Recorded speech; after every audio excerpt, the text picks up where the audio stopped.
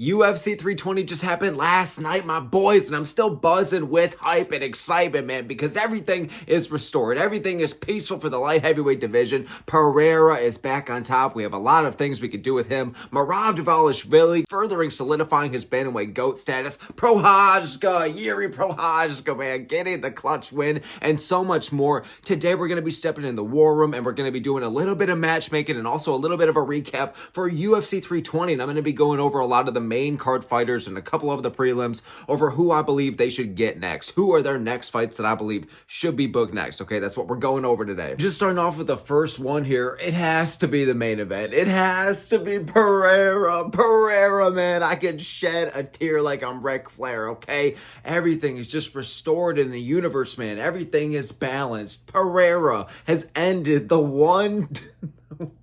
Pereira has ended the one title defense, or not even, of Magomed Ankalaev. He's back. He's shooting up the GOAT list even more. And we have so many options, man. Like, yeah, Ankalaev versus Prochazka. It could have been fun, but I'm all right. I'm going to pass. You could still do that fight, but there's just no belt on the line. But for Pereira, man, now that he is the champion, you could do so much with him. With me personally, what I would like to see, what I think should be booked next, is him versus Tom Aspinall. Let's fucking see it, man. And if they don't want to do that, if Aspinall wants to be gone and then have another heavyweight contender in the meantime, okay? The big bad Waldo, Cortez Acosta, whoever it is, okay?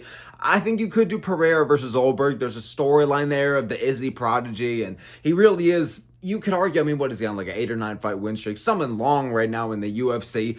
And I'm not going to lie, obviously, he's not the most ideal opponent comparatively to a guy like Tom Aspinall. Like, that's the fight I just feel like is totally doable. I feel like we should capitalize on it sometime in the spring or the White House card. The timing makes sense. Aspinall and Pereira are fighting back-to-back pay-per-views within the same month. And Aspinall, what he lacks right now for his legacy, because yes, he has a lot of top 10 names, not really all time though. It's the top 10 in the rankings. I feel like what he needs is a guy who's about that top 10 or 20 range in the just overall GOAT status rankings, and Pereira is that. He needs a legacy name. He needs a big name, someone who's just as accomplished as he is or even more so, and I feel like Pereira is that. Aspinall also brings so many challenges stylistically to Pereira. It's also going to be interesting to see if Pereira, obviously we know he moved up very well from middleweight to light heavyweight. It obviously worked out very well for him. I think that's the perfect mold. But from light heavyweight up to heavyweight now, another weight class, okay? Like the anti-Jiri Cannoneer. It's going to be interesting, man. But obviously, he's a big fucking dude. He was weighing like 240 or something like that for this fight alone, the 230s, whatever it was,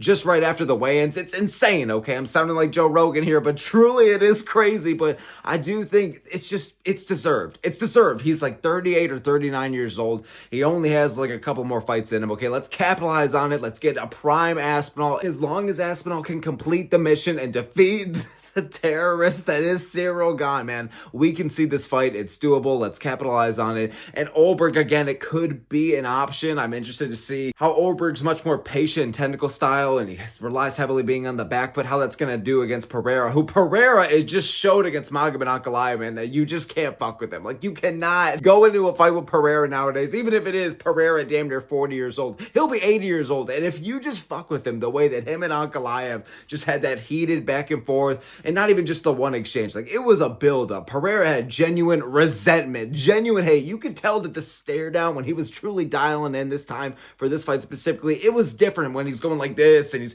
raising up to the crowd before fighting like a Khalil Roundtree, okay? He knew in the back of his mind going into that fight, he could have been friends with Khalil in another timeline. But for Ankalaev, he genuinely had such hate for him, and when he goes against these guys like Adesanya and Ankalaev and shit like that, it brings out something different for him, man. And even with Adesanya, there was even more respect. Like Ankalaev, it just seemed like was the worst nightmare in Pereira's mind to be the guy that defeated him, and it just seemed like he couldn't take it. So he went out there full pressure right out the gate and just showed the opposite of the first fight, man. He was all output, all urgency, and was cracking Ankalaev. And I just feel like if he applied that to Olberg, I feel like he would do the exact same thing. You know what I mean? I feel like Ankalaev is so good. The fact that he just went out there and took him out so efficiently and so quickly and was just so powerful, so efficient. And Ankalaev just had nothing for him in this rematch, man. And he was the one who was younger. He was the one who was faster. He was the one who was more well-rounded. So if Pereira's doing that to Ankalaev, man, like, it's going to be a hard sell for the light heavyweight division. Yes, there's a storyline there.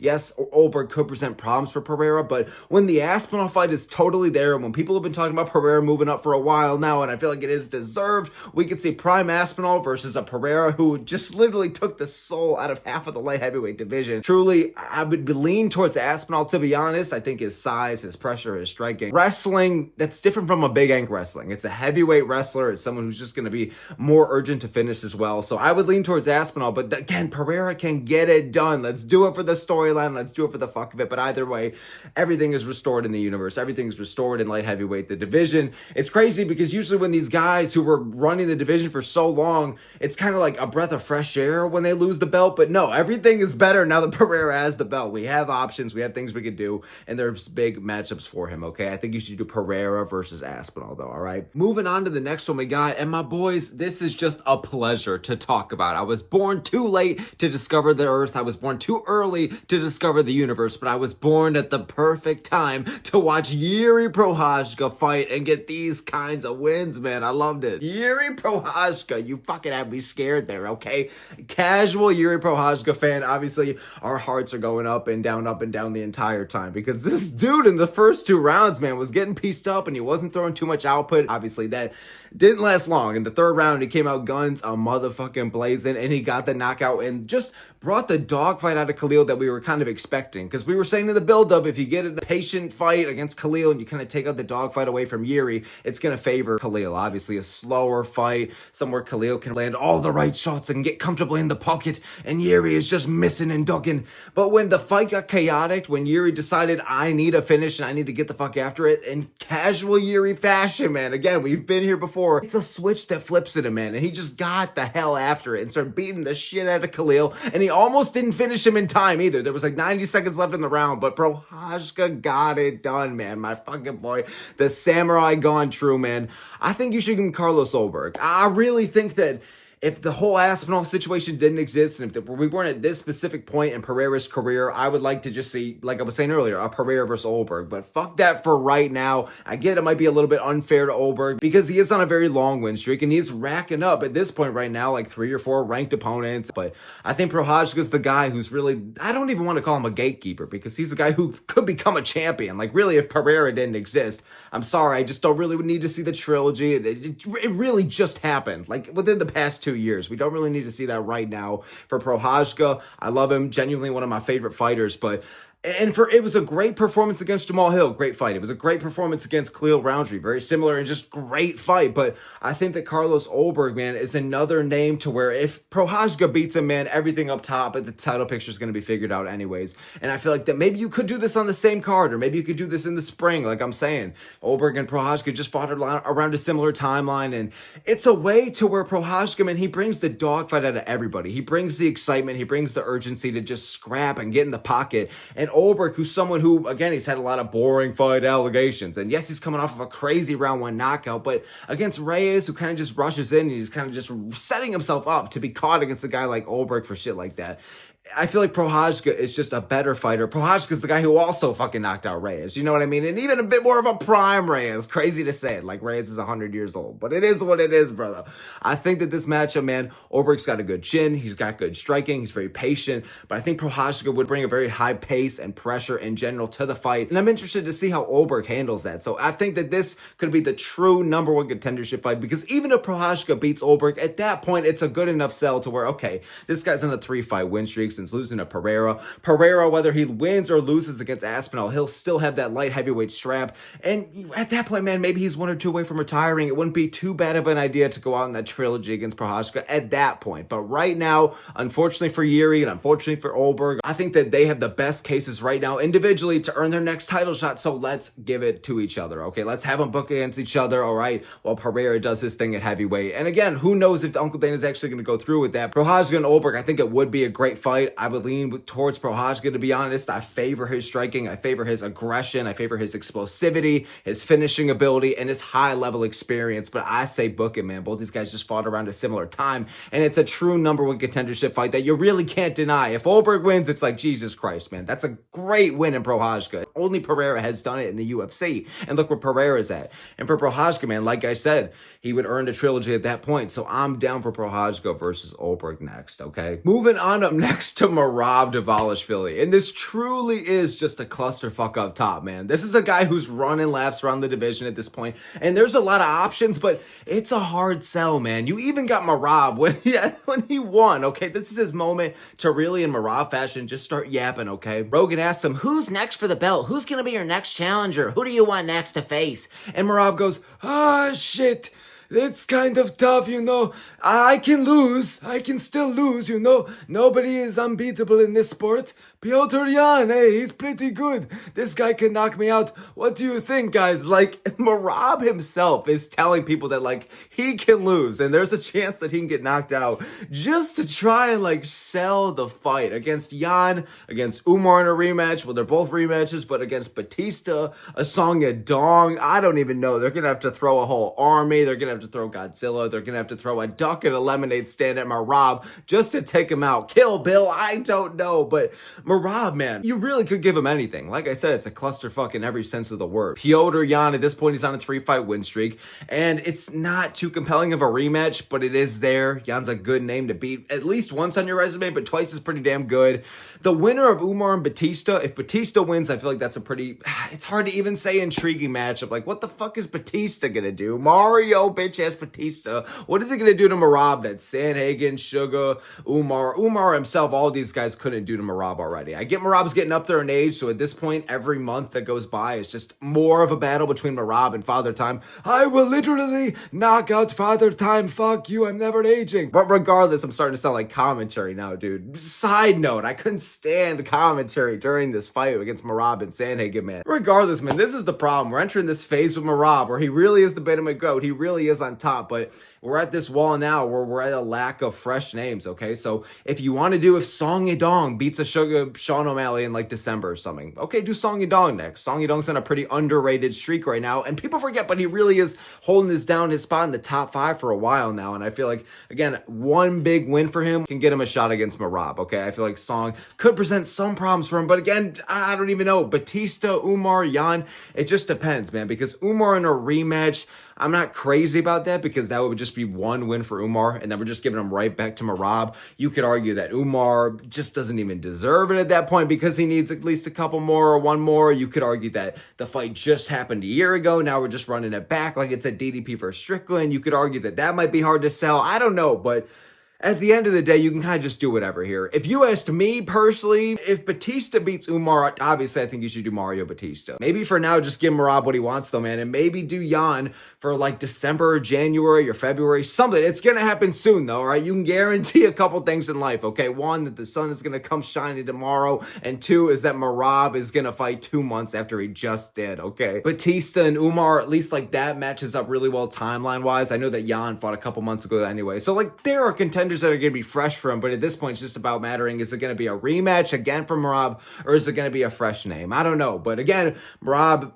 every time that he's going to defend his title, he gets more up there in age, but he's got a good chance, man. It just seems unfair. He's one of these fighters where you could say he's boring as fuck. You could say that he's a smudge fester. You could say that he's very on and off with entertainment. You could debate if he is truly the bantamweight GOAT, but at the end of the day, man, like he really is good. He really is one of these fighters where it's just unfair to some of these other guys in the division, man. Like Merab, it's just his gas take's insane. He's emoting from round 1 to 5. You could argue it's cringy or annoying or whatever. That's your opinion, whatever the fuck. But for me, I feel like I can take it or leave it. Like sometimes I get really into it and I'm like, yeah, Merab, yeah, like go beat him out. But then there's some times where I'm a little bit sick of it. I'm like, okay, while you're doing that, maybe throw a 1-2, maybe get a little in the pocket, maybe do something to where you're not just shooting these takedowns and then just smiling on his back and then just pop him right back to the center of the cage.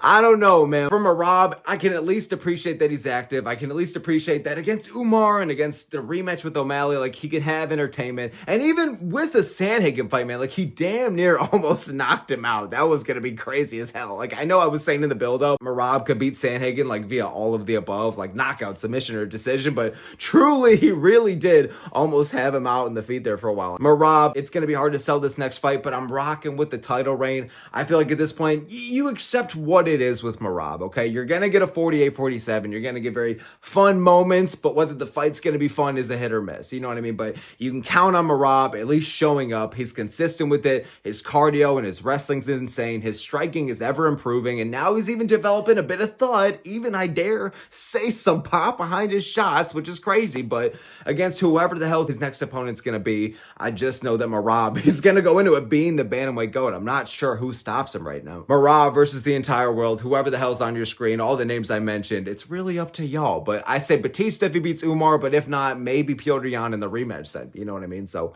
moving on up next to what are we gonna do with the human embodiment of just anger, of just this roided up, veins popping on your head, Benson from regular show, just motherfucker that is Joe Pyfer, okay? Honestly, it was a good win. It was a bit of a scary one. Magomedov. Wait, that's not his name. Abus Magomedov. I'm getting them all jammed up in my head, okay? Abus Magomedov. He looked good in round one, man. I was really questioning why Pyfer was immediately just kind of putting the fight into the clinch and why he was so focused on just getting the fight to the ground in general and not focusing too much on the striking. I feel like that Abus Magomedov, man, like Pyfer clearly showed in round two that he could have found the chin, that he could have cracked him. Like when he really just put the pressure forward and got the fuck after it immediately as soon as the second bell started, man, he found the chin. He ended up taking the fight to the ground anyways and obviously got that choke. But my point with all this is just with the, I thought, bizarre decision making and fight IQ in round one and just urgency to try and get the fight to the ground and in the clinch. And then obviously in round two, aim for the submission.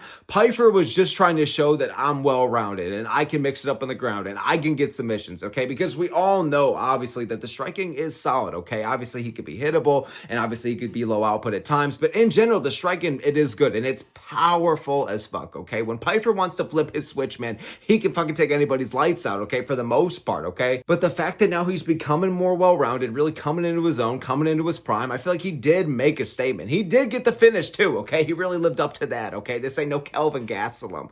Who should I give Pyfer next, man? You see it on your screen. I think it should be Paulo Costa, okay? I like this fight. At first, it seems kind of random and like, oh, Pyfer needs one more before he gets the Paulo Costa test. But the Paulo Costa test, who are you kidding? Paulo Costa's ranked number 13 or 14 right now. He's coming off a great win. It was like a 29-28 or a 30-27 over Roman Kopylov, another prospect on the rise. So I don't mean to give Costa, even though he looked great, and I love to see him back in the win column, like Costa being in the win column is good, because now we can give him fun fights like this, and we don't just have to have Costa as like a plus 300 underdog, and we're worrying for his soul and his chin and his children and the secret juice. But this fight can be competitive. I know it can seem like a meme at first, but like really, man, like the couple fight win streak, the 2 or 3 fight win streak he's on right now, the fact that in the UFC he's really only lost to Jack Hermanson, the fact that he's got the knockout ability, now the submission ability, like he's showing off he's well-rounded, the fact that he's really coming into his own, I feel like that it's time to really give him a spot in the rankings to where it isn't just a 5-round Apex main event and we're pushing him too early. I feel like he's developing experience now. He's really kind of learning his timing, learning a better fight IQ. And again, I say that I was just questioning the hell out of his decision making for a lot of this fight, but it ended up working out for him. Like obviously he had intent to kill on the ground and it worked out very well. And even in this fight, he still showed how powerful his striking is. He still showed that he can crack. So really, he showed a little bit at everything, man. With that and with the win streak he's on, let's give him a Paulo Costa, who looked very good with his timing and his speed and his precision against Roman Kopylov, who's a pretty dynamic striker, hard to figure out. I don't think he's like that top 5 or 10 level as Costa proved that to be, but in general, it's a good win. It's a good bounce back. Look at who Costa was fighting before that. It was like the Robert Whitakers of the world and the competition around that level, the Adesanyas and all this shit. And then you sneak a Marvin Vettori win in there at like a 205-pound fight, so I get there's that, okay? But for the most part, Costa's fought like the top 5, very upper echelon of the division kind of opponents. And if you're not going to give Costa like an Adesanya rematch, which I'm not even crazy about that, to be honest, I think that you got to give him some kind of prospect before we start boosting him up the rankings once again. Pyfer's power, now well-roundedness, and the fact that he's going to come out of here aggressive as hell and trying to make a statement possibly, I think could present problems to Costa. But I can see Costa winning this one. I'd honestly lean with Costa and really holding down the fort, holding it down for the young unks of the world. I feel like that is striking. I'd lean towards it to be a little bit better better, a little bit more composed, to where I feel like Costa could piece up Pyfer. He's pretty durable. He's got a good chin. He's really hard to finish for the most part. Like, yes, you got these guys that could take him and drag him out to a decision, okay? Or out grapple him, or out strike him, or just piece him up, or be more patient, more technical, whatever it is. There's a lot of ways that these guys have beaten Paulo Costa, okay? But for Joe Pyfer, man, I could see him finding the chin. I could see him even mixing in the wrestling. But Costa, I could see him holding down the fort, man. In his own right, he's got solid takedown defense, and I could lean towards the striking being better. I'm down to see this fight, okay? Maybe sometime for like a big pay-per-view, maybe like a way to open up the main card for like a UFC 327 or 6. That's kind of far down the road to where I don't even know what the numbers would be. Sometime in the spring or the summer, you know what I mean? So moving on up next to Youssef Zalal, dude, reminding me why Josh Emmett was one of my worst picks now of 2025. God damn it. But at the end of the day, Youssef Zalal, he's out here apologizing on the mic to Dana and the fans about his last performance. It's like this guy talked like literally he was locked in a room ever since the Cater fight. And this was the first time that he's been allowed to see the real world. He's allowed to see the public. Hey, kids, I'm sorry. He's just spamming apologies and how, you know, now he's getting these finishes and now he wants a shot at the belt and he'll take on whoever, man, Lerone Murphy, whoever. And the crowd's just booing him the entire time. Like, I felt kind of bad. That's where I was at. You know that's never a good thing. But at the end of the day, man, it was a good performance. He definitely showed that he just had a clear edge in the grappling over Emmett. And I honestly thought that Emmett had good defensive grappling. But dude, Zalal made quick work, man. And you could give him an Arnold Allen next. I could be intrigued by that fight, but I think there's a little bit better options for Allen, more respectful options for Allen. I think you should do heel versus heel, bro, okay? Terrorist versus terrorist. Doomsday device versus doomsday device. Doofenshmirtz versus Doofenshmirtz, bro. Yair Rodriguez. Let's book it, dude. Because at the end of the day, it might be crazy to shoot Zalal up to a top 3 opportunity, but Zalal's going to be ranked like 7 or 8. Like, that is he's going to get somebody in the top 5 next, okay? And the UFC clearly isn't sending him back to the Apex anytime soon. I think Yair Rodriguez, he's very picky and choosy with who he wants to fight. I mean, Jesus Christ, we could have got the Diego Lopez fight or shit like that. We could have at least seen him back by now, but you're not getting Yair Rodriguez back until 2027, okay? Zalal could fight 4 times before then, but I still think that this is the fight to be made next, man. Rodriguez, obviously he relies on the striking. It's semi-powerful. He's pretty dynamic. It's versatile. It's hard for guys to figure out. He's one of the best leg kickers in the game. And I just think in general, Rodriguez would have the clear edge in the striking. And while, like I said, he does have underrated defensive grappling, and like obviously like he's able to get crafty submissions here and there. He's able to stuff a lot of takedowns. But for the most part, it could be a weakness. Like, it is a weakness. He clearly relies on the striking. Like, I could easily see Zalal exposing Rodriguez on the ground and maybe getting some kind of submission, or maybe just controlling him for most of the fight, whatever the hell it is. When Zalal gets guys to the ground, though, for the most part, like, he does seem to be a finishing artist. He does seem to keep racking up these submissions on the win streak he's on right now. So maybe he could do that to Yair. But Yair, for as good of a striker as he is, like, as much as I can't stand the guy, I genuinely think this guy is a literal just ticking time bomb to any division that he's in, okay? To any sport that he's in. But I do think the guy is a good fighter. I do think that for the most part, man, his striking really keeps him up there, man. Like, he's very precise with it. It keeps a lot of guys on their motherfucking toes. And for Zalal, man, he's really hard to finish. Like, that's the thing. He's really durable. He's got a good chin. And I think that he could be running away. I think he could be trying to really drag this one to the mats. But if it does be a stand and bang battle, you gotta favor Rodriguez. But I'm curious to see how Zalal would handle that. And again, like Allen and Sterling and like Lerone Murphy, like Diego Lopez, we like these guys, okay? We're cool with these guys. With Zalal and Rodriguez, nobody can stand these guys, but they gotta fight somebody. And clearly, like, Rodriguez is being picky and choosy. He doesn't want to face the matchups we want to see. Look at Diego Lopez. So let's just give them each other. Let's just put them in a room together, okay? And whoever walks out, all right, congratulations, you're one away from a title shot. Which is, here we are. We're in this timeline, Jesus Christ. But Zalal versus Rodriguez, I'm down to see it, okay? Moving on up next to Gautier, continuing the win streak once again over the very short notice step up, man. It was a nasty knockout. I was very confused at what even happened. I thought it was one of the elbows, but all of a sudden he was up here, his opponent, who I already forgot the name of, and then all of a sudden he's on the ground. I believe, again, it was some kind of elbow or whatever when he was trying to take him down and rush in the clinch. Whatever the fuck it was, the whole fight to me was just a blur. Like, you know when you're kind of training to get your driver's license and they put the drunk goggles on you and you're like, oh, what a rush, man. But you're kind of there too, obviously, because you're fucking sober. That's how this fight felt, man. I was here and then it was just over. It was very bizarre. There's a lot of things we could do. I would have liked to see like a pretty more decent step up in competition for this fight specifically, but I get it. It was like 3 days notice or 1 day notice. It was something kind of crazy. It was something the week of. So I get they can't find like somebody who's just going to be lingering outside the rankings, but I think you should give him a Mikhail Olasechek. You could argue maybe this is too big of a step up for how much hype the UFC's putting in this guy and for how much people believe in this guy's striking and power. And he's the next Francis Ngannou. He's the mini Francis Ngannou. I think this is fair, man. Like Olasechek, he's on a good win streak right now. He's working with the fighting nerds, but they have proven that they're not undefeated or they're not unbeatable themselves. You know what I mean? Mikhail Olasechek, for the most part in the UFC, he's a win-2, lose-2 kind of fighter, but I like the little bit of streak he's on right now, man. He's looking a bit more composed, but the power is still staying through. He's developing to be trying to become more well-rounded, and I think that his wrestling could present problems to Gautier. Like Gautier, we're so unsure with how his grappling is, his takedown defense is, how he looks in the scrambles, how he looks when a guy is trying to pressure him to get to the ground. I'm curious to see how that is. Like Olasechek, he is more of a striker. He's going to want to stand and bang a bit. But obviously, if Gautier lands that right shot and obviously cracks him, like Olasechek is going to want to mix it up in the grappling. And you could argue he does have the edge here because we just don't know what Gautier's grappling is like offensively or defensively.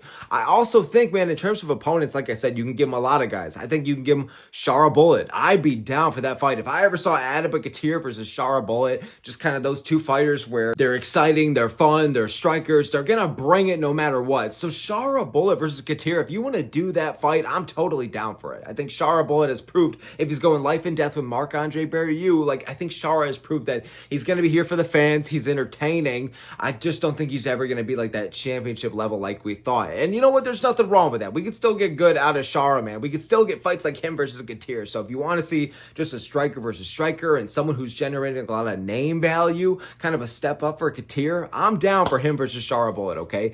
And then I thought, okay, who's somebody that's a bit lower level than an Olasechek and Shara Bullet? Somebody who can also mix in the grappling, though. Someone who's kind of a wrestler, but he can obviously get caught. You can give him Andre Petroski, bro. Andre Petroski can obviously, he's going to have a big grappling advantage over Gautier, but obviously a big disadvantage in the striking. Like, Petroski's been chinned multiple times. He's coming off a knockout very recently over his last performance alone, and right before that, Shabazian rocked him and shit like that. Like, Petroski, man, he's able to get crafty wins. His wrestling is solid. His striking is solid too, but I just think against Gautier, I'm curious to see if he could show a bit more of that experience gap, a bit more of that UFC experience, just time spent here, and he's going to show it to where he can mix in the wrestling safely without getting cracked and maybe get some decision. I don't know, but Petroski's very beatable at the same time against a young, aggressive, athletic, powerful striker like Gautier, man. So we're going to have to see. We have options here. You know what I'm saying? But out of all of them, I think Olasechek is kind of just like that perfect medium, okay? And then maybe kind of a bigger name after that, but it's still a step up regardless. All these are step ups. Shara Bullet, Mikhail Olasechek, and Andre Petroski. I'm down for any of them, but honestly,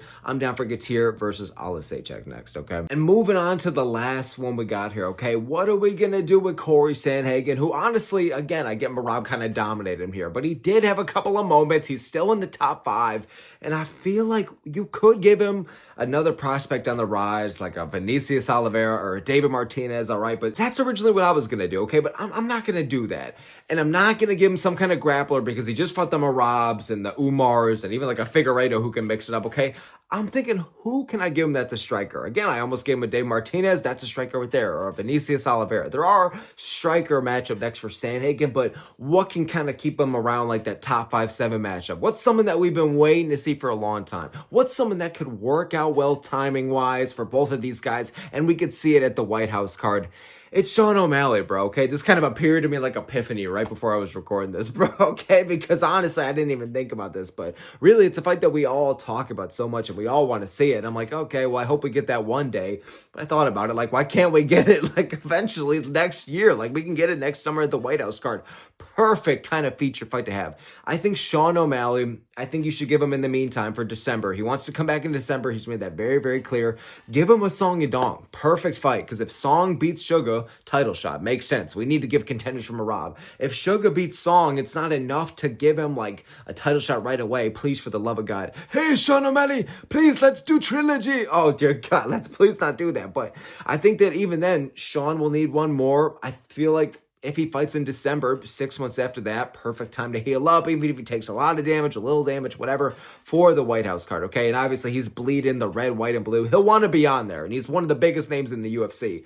It's just a fight against him and Sandhagen to be the featured fight of the White House card. It's cinema. It's poetry, okay? The elite striking versus elite striking. Both guys got fucked up by Merab, some more brutally than others, but in general, man, they're 0-3 against Merab. American versus American, a fight we've all been talking about, and just the elite striking we'd see on display, man, okay? Both these guys bread and butter, and I could see either guy winning. I think Sandhagen is the more well-rounded fighter. Sandhagen can mix it up with the grappling. He's comfortable in the scrambles. He looks good offensively and defensively. It just depends on the level of competition. Like, obviously, he's coming up short compared to, like, Merab and Umar, but compared to other strikers, he does well with mixing it up. I can see him doing very well against Sugar in that regard, but also Sugar, I feel like I would lean towards him to have the striking advantage, man. But in general, man, I would love to see this fight. Both these guys can scrap. Both these guys can get in a dogfight. Both these guys are great strikers. I think Sean O'Malley book him against whoever, but possibly a Song Yadong in December, and then Corey rests up until the White House card. I'm down for Sugar versus Corey, okay? Hopefully it ends up happening.